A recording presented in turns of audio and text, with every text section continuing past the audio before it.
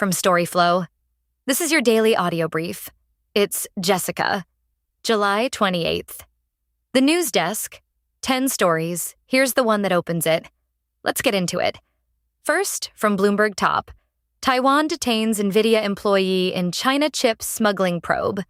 Taiwanese prosecutors have detained an Nvidia Corp employee and searched the company's offices as part of a widening probe into the alleged smuggling of AI accelerators into China, according to people familiar with the matter. Next. Second, from Bloomberg Top, China delays film on battle for Taiwan after nationalist debate. China has delayed the release of a war epic celebrating the annexation of Taiwan more than 3 centuries ago, after sparking heated debate online over 2 sensitive political issues, cross-strait tensions and Han nationalism. Up next. Third, from rightsandinsights, Fair Elections Alert, July 27, 2026.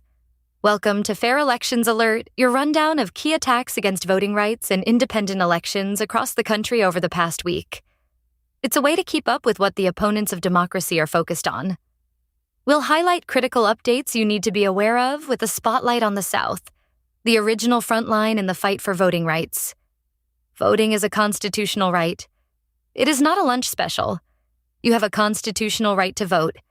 You don't have a constitutional right to a breadstick or a bowl of pasta.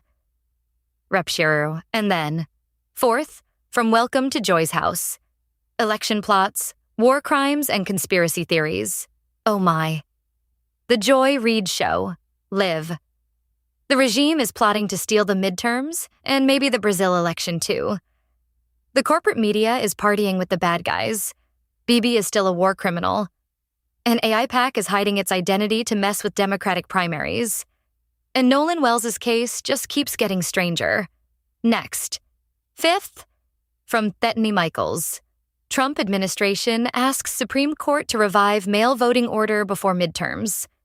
The Trump administration asked the Supreme Court on Monday to clear the way for President Donald Trump's executive order restricting mail-in voting, setting up a major election law fight before the November midterms.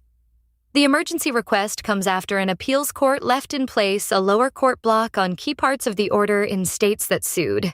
The order would direct federal agencies to help create voter eligibility lists and change rules for mail ballots, including tracking requirements and limits tied to those lists.